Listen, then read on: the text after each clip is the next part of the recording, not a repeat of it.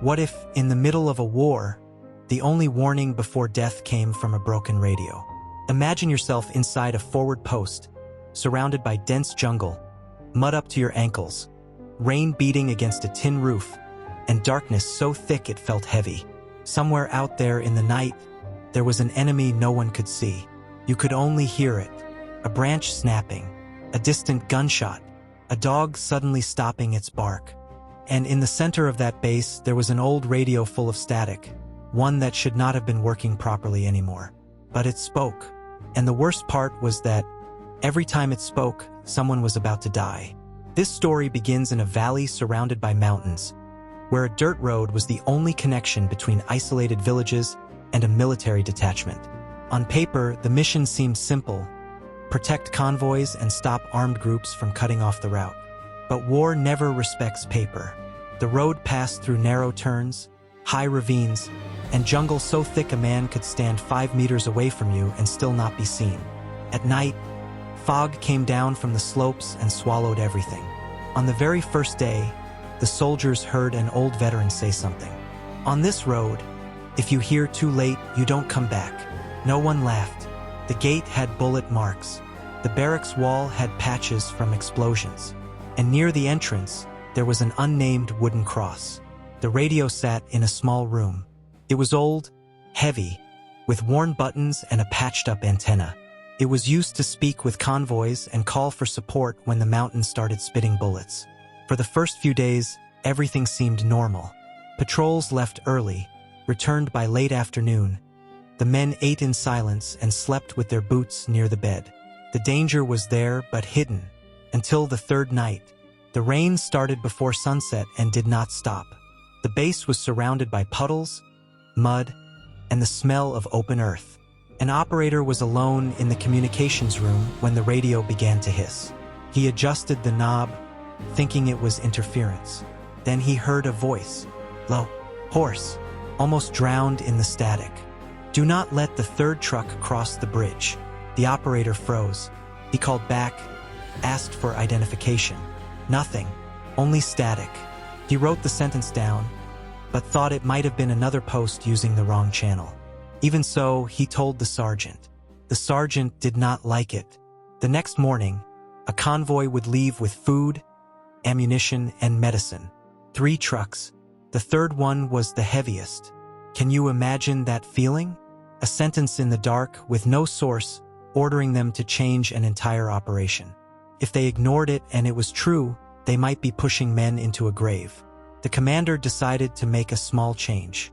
The third truck would go in the middle, not at the end. And before the bridge, a team would move ahead on foot along the side. It seemed like too much caution. It was not.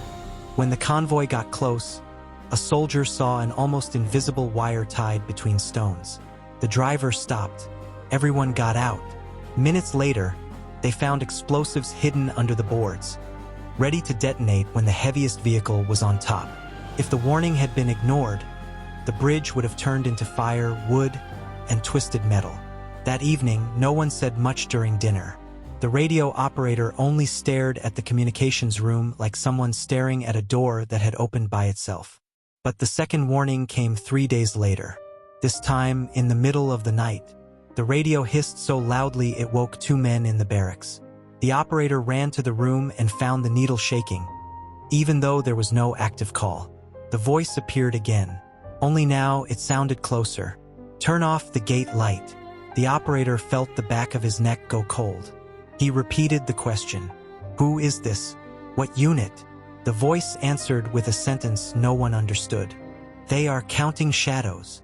The sergeant was called. Within seconds, he ordered the outside floodlights shut off and told everyone to get down. The base sank into darkness. And then the first shot came. A sharp shot cut through the night and hit exactly where a sentry had been standing in the light minutes earlier. Then came another. Bullets struck the gate, the fuel cans, the kitchen wall. Shooters were hidden in the jungle, using the base lights to mark targets. If the floodlight had stayed on, the men would have become cut-out silhouettes, easy, ready to fall. The response was fast. The soldiers spread out and opened fire at the flashes between the trees. The fight lasted almost 40 minutes. When it ended, there were wounded men, bullet-riddled walls, and a silence that felt contaminated. No one could keep pretending it was a coincidence. The next morning, the commander ordered the radio inspected. They removed the cover, moved the wires, tested frequency after frequency. Nothing explained those transmissions. No base recognized the voice. That was when an older corporal turned pale. He asked to hear the recording from that night. When the voice came out of the device, the corporal stepped back. He said he knew that sound. It was not possible, but he knew it. That voice sounded like a lieutenant who had died months earlier in an ambush on that same road. A man who always warned the others not to trust the light, the rush, or calm that came too easily. The commander ordered everyone to shut up. Because in war, superstition inside a base is gunpowder spread across the floor. But the gunpowder was already there, and all it needed was one spark. That night, no one slept well. You know when silence feels like it is watching? That was how it felt. Every man pretended to rest, but any crack made someone open his eyes. The radio was turned off. The plug had been pulled. The battery had been removed. But around 2 in the morning, the static came back. Low, scratched, impossible. When they reached the communications room, the device was dead, with loose wires on the table. The speaker was trembling, and the voice said, "Do not go up the clean trail." Then silence. The commander ordered the base searched, hidden transmitters looked for, generators checked, sentries questioned. Nothing. But at dawn, a patrol was scheduled. There were 2 routes to the observation point. One open, fast trail, and another difficult one, full of stone, vines, and mud. The clean trail looked like a gift, and in a war zone, gifts that look too good usually have teeth. The commander chose the difficult route.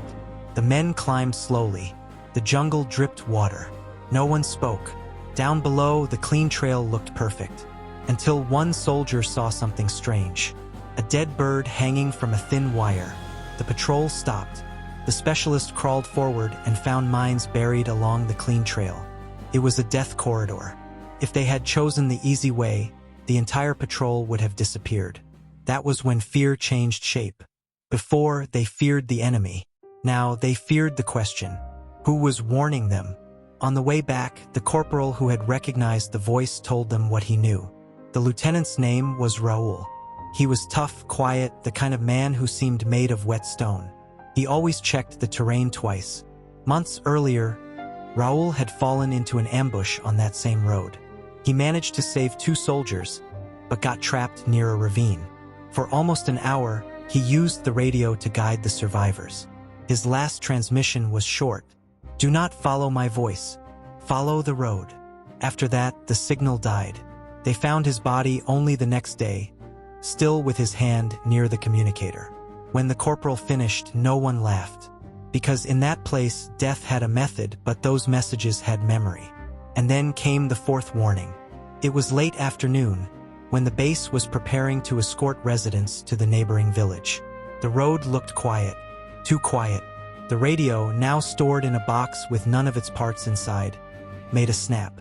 The voice appeared, weaker than before. "There is someone alive inside the burned truck." There was an abandoned truck 2 kilometers away, reduced to rust and ash. The commander almost ignored it. Almost. He sent 2 soldiers to check. They approached the vehicle and smelled old oil and rotten brush.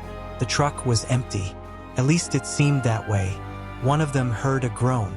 Behind the rear axle, hidden inside a hole dug in the mud, there was a wounded messenger, tied up and left there as bait. He was carrying information about an attack planned for that night. The message was simple and horrifying. The base was not the main target. The target was the village. While the soldiers waited for another attack at the gate, the guerrillas would enter from the lower side, cross the stream, and set fire to the storage building. The commander understood immediately. The whole base moved. Men were sent to the stream. Others turned off lights, changed positions, and emptied the storage building. And the enemies came. They came sure they would find a sleeping village. But they found a trap waiting. When the first group crossed the shallow water, the soldiers were already on the banks. The fight exploded in the darkness.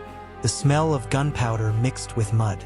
But the trap turned against those who had prepared it. The attackers retreated, left equipment behind, and vanished into the jungle before dawn.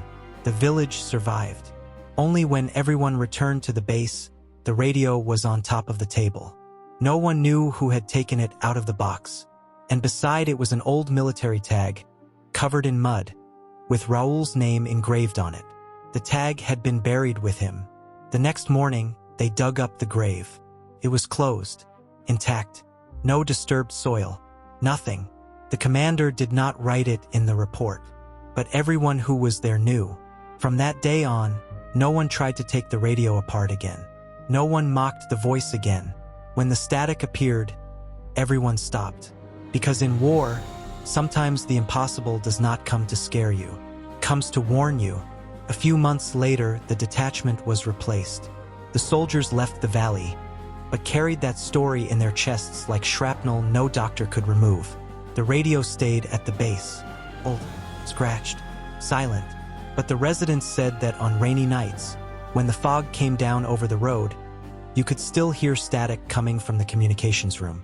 And sometimes, a low voice repeated, "Do not follow my voice. Follow the road."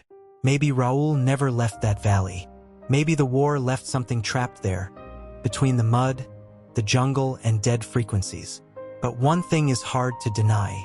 On that road, many men came back alive because they listened to a radio that should not have worked. And when death came hidden in the curves, the bridges, and the darkness, an impossible voice arrived first. If you liked the video and this story made you think, subscribe and leave a like, because the next story may be even stranger. Thank you so much for watching. Take care.